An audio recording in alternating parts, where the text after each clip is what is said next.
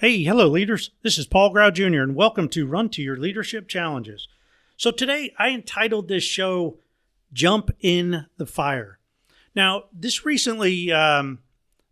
comes from something that I was recently reading, and it was about how much we learn when we're actually doing something as opposed to actually book work.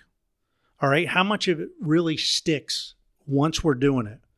And that's why, this is kind of when I am doing a workshop with a group of leaders or a leader and their teams. Basically, I go through a lot, but I run that workshop as a guided discussion or a facilitator. And there's a lot of hands-on. I talk a little bit about what we're going to talk about.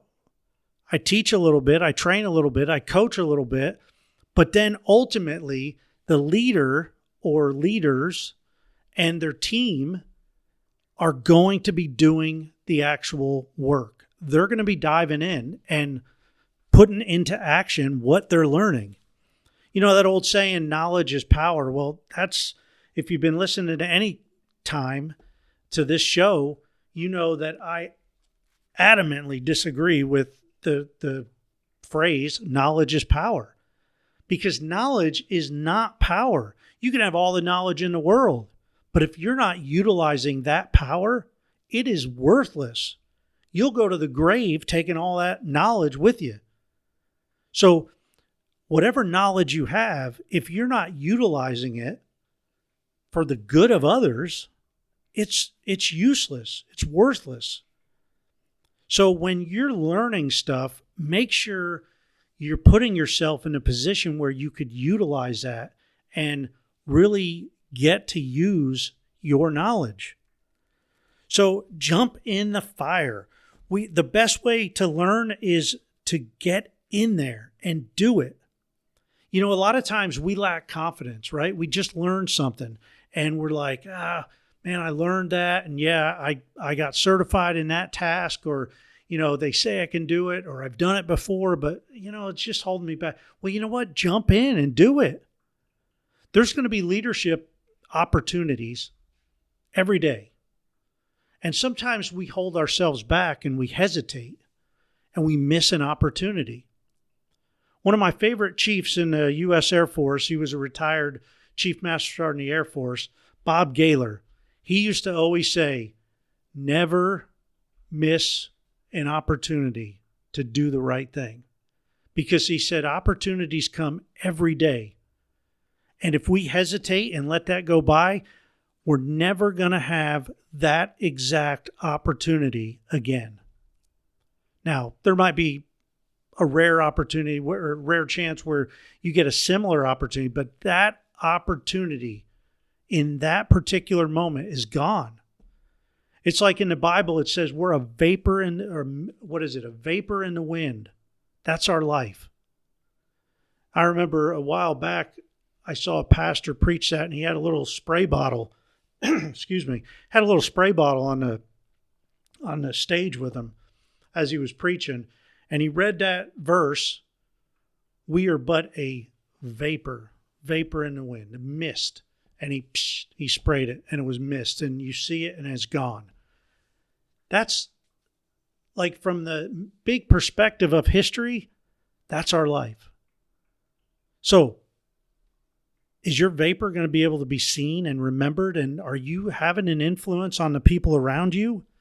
Well, if you're not jumping in there and taking advantage of opportunities, man, you're depriving them of an opportunity as well.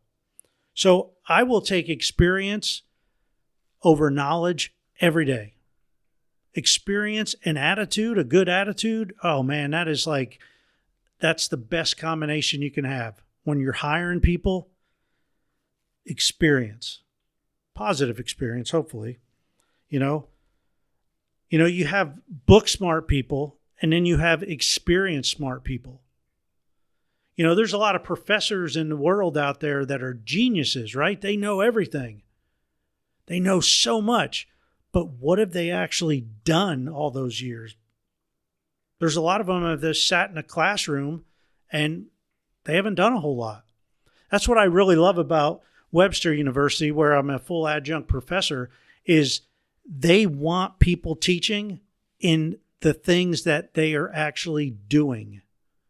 So the adjuncts, if you're an accountant, you could teach a finance class. But if I'm a leadership coach or a leadership trainer, I can't go teach a finance class. Even though I have had classes in it, I'm not going to go in there and teach an accounting class because I'm not actively doing that. So there's a lot to be said about knowing and doing. You know, we live, we learn, we adjust, and we repeat. Live, learn, adjust as needed, and repeat that process. And every time you repeat that process, hopefully we're getting better and better and better because we're growing our experience in that. We're living it. We're learning it. We're adjusting where the adjustments are needed to make it better. And then we repeat. And every time we repeat it, the exact experience isn't going to be the same because the situation's going to be different. So that's why the adjusting part is always necessary. Even though you're doing a routine standard job, you always want to live, you want to do it, take that action, learn from that. What can you take away? Adjust. How can you make it better? And then repeat. You know, a lot of leaders I see out there, or a lot of people in general, they don't like to admit when they don't know something. Well, I'm here to tell you, man, jump in that fire and admit that you don't know things. And then dive in. Get somebody to teach you. Don't force your way on everybody. If you see somebody doing something a different way, don't force the way you're doing it on them. Instead, have an open mind. Learn a new way of doing things. And you might actually like it better than the way you did it. And then, get to know the situation. Before you make harsh decisions, you're jumping in the fire by living and learning, but get to know the situation. Weigh things out. Avoid those snap decisions. You could jump in the fire without making immediate decisions. A lot of times when we're just jumping in the fire, we have to assess that situation and to make the best decision out there. You want to weigh different ideas. You want to brainstorm. But jumping in the fire, man, we're not always going to be prepared. We're not always going to be the most confident as we can be on doing certain things. In leadership, believe me, you will be tasked, and if you've been leading for any amount of time, you know that every day you're going to see something different. You're going to experience something new. Don't shy away from them because those new things that you're experiencing are just making you a better leader, making you a more effective leader, making you a high-performing leader. Hey, that's it for today. Hope you enjoyed this show, and I hope you can take action on this. If something's holding you back, man, jump in.